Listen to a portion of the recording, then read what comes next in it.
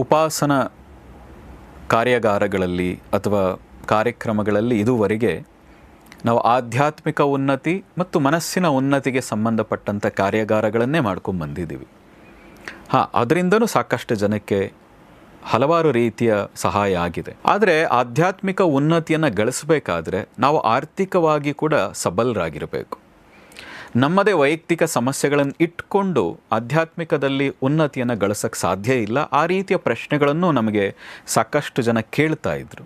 ಆ ಉದ್ದೇಶದಿಂದ ಹೆಚ್ಚಿನ ಜನಕ್ಕೆ ಅನುಕೂಲ ಆಗಬೇಕು, ಆಧ್ಯಾತ್ಮಿಕವಾಗಿ ಅವರು ಉನ್ನತಿ ಆಗಬೇಕಾದ್ರೆ ಒಂದು ಹಂತದವರೆಗಿನ ಆರ್ಥಿಕ ಸಬಲತೆ ಅವರ ಜೀವನದಲ್ಲಿ ಇರಬೇಕು. ಆ ಉದ್ದೇಶದಿಂದ ಆಧ್ಯಾತ್ಮಿಕ ಉನ್ನತಿ ಮತ್ತು ಆರ್ಥಿಕವಾದಂಥ ಸಬಲೀಕರಣ ಆಗಬೇಕು. ಅದಕ್ಕೆ ಆ ತಾಯಿಯ ಲಕ್ಷ್ಮಿಯ ಕೃಪೆ ಏನಿದೆ ಅದು ಬೇಕು.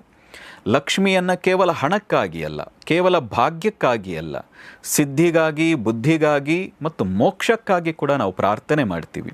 ಈ ಎಲ್ಲದರ ಒಟ್ಟಾರೆಯಾಗಿ ಪ್ರತಿಯೊಬ್ಬರಿಗೂ ಅನುಕೂಲ ಆಗಬೇಕು, ಆ ಸಾಧನೆ ಮಾರ್ಗದಲ್ಲಿ ಪ್ರಗತಿಯನ್ನು ಸಾಧಿಸಬೇಕು ಅನ್ನೋ ದೃಷ್ಟಿಯಿಂದ ಇದೇ ಏಪ್ರಿಲ್ 26ನೇ ತಾರೀಕು ಉಪಾಸನದಲ್ಲಿ ಮೊದಲ ಬಾರಿಗೆ ಈ ಲಕ್ಷ್ಮೀ ಸಾಧನೆ ಅನ್ನುವಂತಹ ಒಂದು ವಿಶೇಷವಾದಂಥ ಕಾರ್ಯಾಗಾರವನ್ನು ಮಾಡ್ತಾ ಇದ್ದೀವಿ.